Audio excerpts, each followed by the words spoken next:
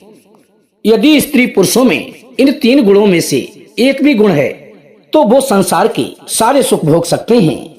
जय श्री कृष्ण। प्रिय दर्शक बंधु, एक बार पुनः बहुत बहुत स्वागत है आप सभी दर्शकों का आपके अपने चैनल दर्पण ज्ञान गागर यूट्यूब चैनल में।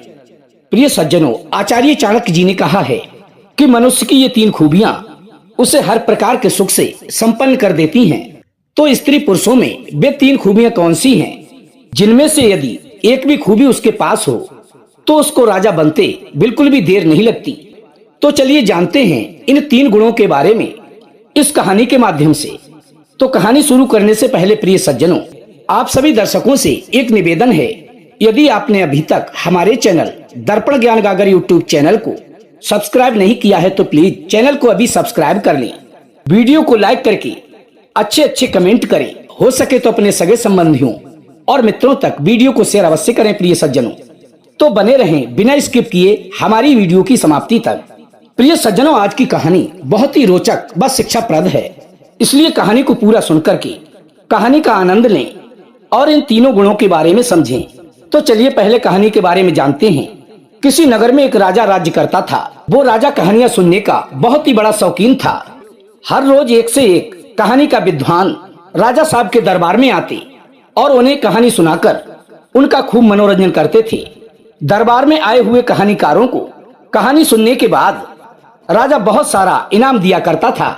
अब तो प्रतिदिन लोग तरह तरह की कहानियां गढ़कर लाते और राजा साहब का मनोरंजन करते थे। इसके बाद उनसे इनाम पाते और अपने घर को जाते। कहानियां सुनते सुनते राजा साहब अपने राजकाज का कार्य भी करते रहते थे, इसीलिए उनके जीवन में कभी भी नीरसता नहीं आती थी। उनका दिन कब बीत जाता उन्हें पता ही नहीं चलता था। राजा के इस प्रकार के आचरण से सभी दरबारी लोग भी बहुत ही खुश रहते थे और वे अपना काम बखूबी करते थे। एक दिन राजा ने अपने मन में विचार किया कि मुझे कहानियां सुनते सुनते कई वर्ष बीत गए, पर आज तक कोई भी मेरी इच्छा की पूर्ति नहीं कर पाया। छोटी छोटी कहानियां सुनकर के आनंद तो खूब आया, पर इसके साथ साथ अब मेरा जीवन नीरस हो चुका है। तभी राजा ने अपने मन में निश्चय किया, कोई मुझे बहुत बड़ी कहानी सुनाई जाए जिससे मैं सुनते सुनते बोर हो जाऊं और मेरा मन कहानी सुनने को इनकार करने लगे, पर वो कहानी समाप्त ही ना हो। तभी उसने अपने दरबार में पहुंचकर सभी कहानीकारों को बुला करके उन सभी से कहा कि तुम्हारे बौद्धिक भंडार में क्या कोई ऐसी कहानी है जिसे मैं सुनते सुनते थक जाऊं पर वो कहानी समाप्त ना हो। यदि तुम में से किसी के पास ऐसी कहानी हो तो तुम मुझे सुनाओ। उस कहानी सुनाने वाले को मैं बहुत सारा इनाम दे करके राज दरबार में सम्मानित करूंगा। अब उस राजा का हुक्म सुनकर सारे विद्वान, पंडित, कथाकार बड़ी बड़ी कहानियां लिखने में जुट गए। कुछ समय पश्चात जब उन सभी की कहानियां बनकर के तैयार हुई तो सबने दरबार में आकर के उस राजा को कहानी सुनाना प्रारंभ कर दिया। अब वो राजा उन कहानियों को बड़े ही ध्यान से सुनने लगे कि किसी भी कहानीकार की कहानी ने राजा को छका नहीं पाया। किसी की कहानी 1 घंटे में समाप्त हो गई तो किसी की 2 घंटे में। जब कोई भी राजा को तृप्त नहीं कर पाया तो सभी कहानीकार अपना सा मुंह लेकर अपने अपने घर को वापस लौट गए। अब वो राजा भी बड़ा हैरान था कि किसी के पास इतनी बड़ी कहानी नहीं है जो मुझे तृप्त कर सके और मुझे सुनते सुनते थका दे। तब उस राजा की ख्वाहिश अधूरी देखकर उसके मंत्री ने सुझाव दिया कि हे महाराज, आप अपने पूरे राज्य में ढिंढोरा पिटवा दो कि जो कोई भी अपनी कहानी सुना करके राजा को थका व तृप्त कर देगा उसे बहुत बड़ा इनाम दिया जाएगा। उस मंत्री का सुझाव राजा के लिए बहुत ही पसंद आया। राजा ने वैसा ही किया। अब तो पूरे शहर में उसने ढिंढोरा पिटवा दिया और ये ऐलान करवाया कि जो कोई भी राजा साहब को कहानी सुनाकर थका दे और उसकी कहानी समाप्त ना हो तो राजा साहब उस विद्वान के साथ अपनी पुत्री का विवाह कर देंगे, और यदि उसने ऐसा नहीं कर पाया तो उसे 1 वर्ष के लिए कारागार में डाल दिया जाएगा। राजा की ऐसी अजीबोगरीब घोषणा को सुनकर के कुछ लोग तो खुश हुए और कुछ बहुत ही दुखी हुए कि अगर हम कहानी से राजा को थका ना पाए तो हमें व्यर्थ में ही जेल में सड़ना पड़ेगा। हिम्मत करके राजा के दरबार में आए और कुछ पीछे हट गए कि होगा सो देखा जाएगा। यदि राजा उनकी कहानी सुनकर के संतुष्ट हो गया तो उनकी तो किस्मत बदल जाएगी।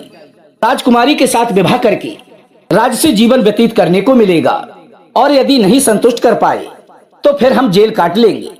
अब तो प्रिय सज्जनों कहानी सुनाने का सिलसिला प्रारंभ हो गया, पर परिणाम वही निकला, ढाक के 3 पात। कोई भी कहानीकार उस राजा को अपनी कहानी से थका नहीं पाया। उससे पहले ही उनकी कहानी समाप्त हो जाती थी। न जाने कितने लोग शर्त पूरी न कर पाने के चक्कर में जेल में उठा करके डाल दिए गए। इधर उस राजा की उत्सुकता और भी बढ़ती चली गई कि मैं तब तक शांत नहीं बैठूंगा कि जब तक कोई भी मुझे अपनी कहानी से थका ना दे। एक दिन की बात है प्रिय सज्जनों, जब ये बात उसी नगर के एक चरवाहे ने सुनी कि राजा ने एक अनोखी शर्त रखी है, जो कोई भी राजा को अपनी कहानी से संतुष्ट कर देगा और वो कहानी भी समाप्त ना हो तो राजा अपनी पुत्री का उसके साथ विवाह कर देगा। वो चरवाहा बहुत ही अक्लमंद था।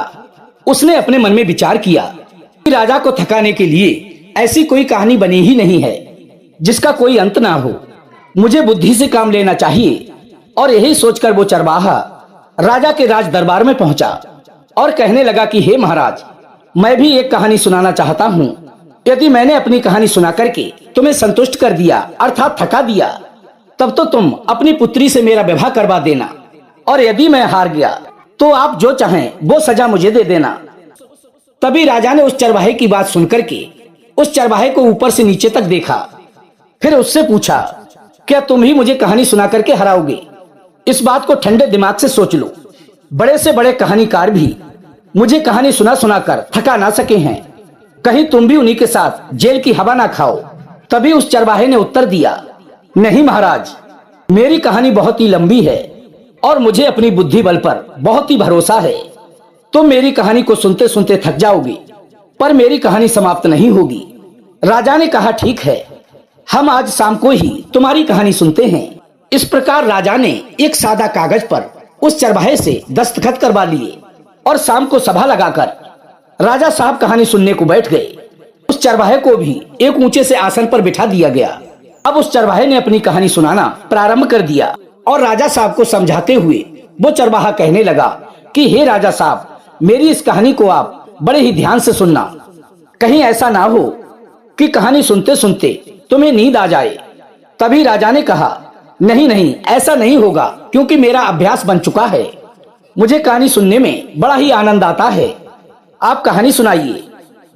तभी प्रिय सज्जनों वो चरवाहा कहता है, सुनो राजन, बहुत समय पहले की बात है। एक बहुत बड़ा किसान हुआ करता था जिसके पास एक बहुत बड़ा खेत था।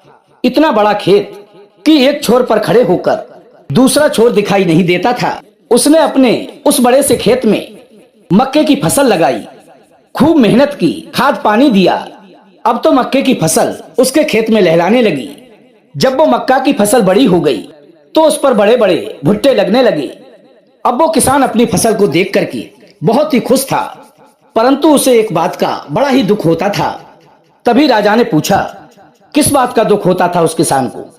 तभी चरवाहे ने बताया कि उसके खेत में आए दिन पक्षी बहुत ही अधिक संख्या में आते थे और मक्के के भुट्टों को चुंग जाया करते थे। वो दिन रात बड़ी ही लगन से उस खेत की रखवाली करता था।